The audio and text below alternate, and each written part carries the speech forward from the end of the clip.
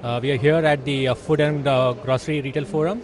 We have with us Mr. Amritesh, who heads the Dunkin' Donuts branch in India. Good afternoon, sir. So welcome to the forum. What brings you back to this forum every year? I think it's a great opportunity to meet other colleagues from the food service business. They are also our competition, but in this forum we get together and get to discuss issues that are of common interest. We get to understand each other's perspective and broaden our learning about what's happening with the consumer, what are some of the issues that the other brands are facing, and also get to build the community of food service operators in the country together and build the market together, I think, in some ways. So I think this is one of the interesting fora from my perspective to be part of the community. Yeah. So if I'm not wrong, Dunkin' Donuts has been in the business for the last 2-3 years in India. Is it right? We've been in business in India for about a year and a half right now. We opened our first store in May 2012. So about slightly under a year right now. Yeah. So what are the key challenges that you see happening in this particular industry, in the QSR or the fast food industry? I think there are 3 or 4 challenges. The first is that there are multiple licenses required to open a food service format. It's not a single window. The availability of quality real estate is also a challenge. Big difference or delta between the type of people we employ in our stores and the consumer profile.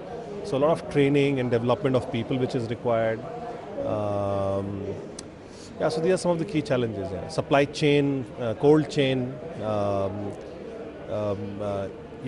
capacity of business partners or vendors who can support the growth of our brand. So these are some of the issues that we face. All right. So traditionally, Dunkin' Donuts is known for its donuts and coffee. But in India, you've done a lot of localization, a lot of improvements in terms of customizing it to the Indian consumer. Could you give us some examples of what you've done and what drove you to do it? So Dunkin' Donuts, in the US, for example, while coffee is a major part of the Dunkin' Donuts business, we also have a very strong sandwich line, savory line. We also have a very strong donut line. So it's not like Dunkin' Donuts in the US is only about coffee or only about donuts. It's also about sandwiches and snacks. The slight difference is that in India we have a more expanded food menu. We have a larger food menu through the introduction of larger sandwiches and burgers as part of our offering in India. And that's essentially because the Indian market is not a very AM market. For example, in the US, which is the major market for Dunkin' Donuts, also the home country of Dunkin' Donuts, most of the business comes from maybe 6 in the morning to 11 in the morning. That's the major day part. Whereas in India, we don't even open most of our stores at 11 till 11 o'clock. So, the time at which the brand is being consumed is quite different, and that has an implication on the kind of mix that you need to carry in. So that's just one difference. Other than that, there are many cultural differences. There are many differences in consumers' evolution. What we try to do is retain the core idea and identity of the brand, which is, value for money food, which is a real brand. It's not a brand where you have to be pretentious. It's for the common people. It's a it's a very likable brand. So some of those core values, great products, great taste, those values are retained, and the mix changes according to the specifics of the country. Yeah. So when you look at the consumer, let's say compared to the US consumer out here, there it might be a person who's going to the office in the morning and picking up a glass of coffee and donut. But somewhere out here might be looking for something which is quality or which is giving them an edge in terms of a taste, a new experience. How would you differentiate the two sets of consumers, the Indian consumer versus the US or European consumer? As you correctly said, I think from a Dunkin' Donuts context, I'm saying the consumers who come to Dunkin' Donuts in the US are mostly coming to Dunkin' Donuts for everyday occasions, like on the way to work, they're picking up a coffee and a bagel and a donut, and it's part of their life. The tagline for Dunkin' Donuts in US is America runs on Dunkin', because people go to a Dunkin' Donuts shop almost every morning on the way to, it's a part of their life. However, in India, the consumers come to us not every day, for sure, But they come to us when they want to, get a quick bite with their friends, take a break from their, busy day, or, when they're out in a mall shopping. So there's a slight difference in the two occasions where, an everyday occasion is about familiarity and taking the same product almost every day. Here consumers are seeking a experience. They're seeking probably, so consumption is more about enjoying that moment as opposed to, meeting a functional need. As we progress the brand, some functional aspects also are emerging where people are coming to us because they want to have a snack. So there is a functional requirement of that as well. But it will take a long time for us to become like we are in the US, for example. So the way I see it is you have 2 or 3 different types of consumers. There are people who are coming there for the novelty of having a donut. There are people who have actually done it before multiple times abroad too. So they want something more complex when they come to Dunkin' Donuts. So the second category, how would you cater to that?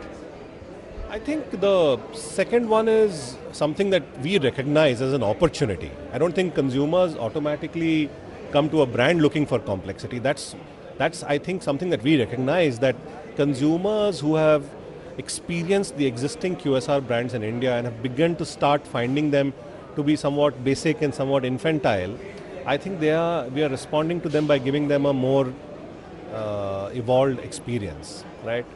So that's our strategy, and we are finding a lot of traction with consumers of that variety and creating a lot of interest with consumers because of the things that we are doing on the Dunkin' Donuts brand. So could you speak to us about the expansion plans, maybe in tier 2 or otherwise, of what you have in mind? So at the moment we are present in 21 stores. We have 21 stores. And our plan is to, by the end of the financial year, be close to 30 stores, about 28 to 30 stores, which is in March, in about 2 months from now, reach that sort of figure. As I mentioned before, we are entering Bombay. We are going to launch a couple of stores in the next couple of months in Bombay and then expand the rest. So our plans are to, expand and grow into more cities. And in the first 5 years, we want to reach close to 100 stores. Okay. And in the long term, our aspiration is to be 500 stores. So this is one of the largest deals that Dunkin' brands has ever signed with any company outside of the US. So 500 stores is the long-term ambition, 15-year ambition for the brand. One last question. There's a lot of talk about having different geographies and cultures in India, where within India you have multiple taste requirements. How do you think Dunkin' Donuts will be able to match that or manage that, where each consumer might have a different requirement from your same brand? I think each consumer having a different requirement is not peculiar to India. I mean, it's anywhere in the world, right? Small pockets. Yeah, okay, if you're talking about the regional differences in India, I think we don't believe that we are here to address the regional requirements of those customers. Like if you look at Tamil Nadu, okay, it has its own evolved cuisine, right? And we can't respond to that taste through Dunkin' Donuts products, right? Because Tamil Nadu has its own evolved cuisine to address that need, right? Then if you look at Punjab, it's very different. So I don't think the approach is to make our products become like what people eat in there. I don't think that's the right approach. While people eat a particular cuisine in Tamil Nadu and while they eat a different cuisine in Punjab, their requirements from Dunkin' Donuts are not very different, right? From Dunkin' Donuts, they expect a Western American original product, right? So if you make the product taste like their cuisine, right? Why why come to Dunkin' Donuts for that? There are so many other brands which might do a much better job of addressing. So I think that's a slightly that logic. I'm not fully convinced that logic applies for every brand. To some extent, you might have some little bit of difference in the flavors and all of that to a minor extent, so that it appeals to the palate. But other than that, I don't see that as a big. I don't see that as a big opportunity, frankly. And as a matter of fact, I see it a little more as a disadvantage if you start to go down that path, because then consumers start to ask you that, you're not supposed to be good at giving me what I get in my region. You're supposed to be good at giving me something else. So please do a good job of that rather than making it regional.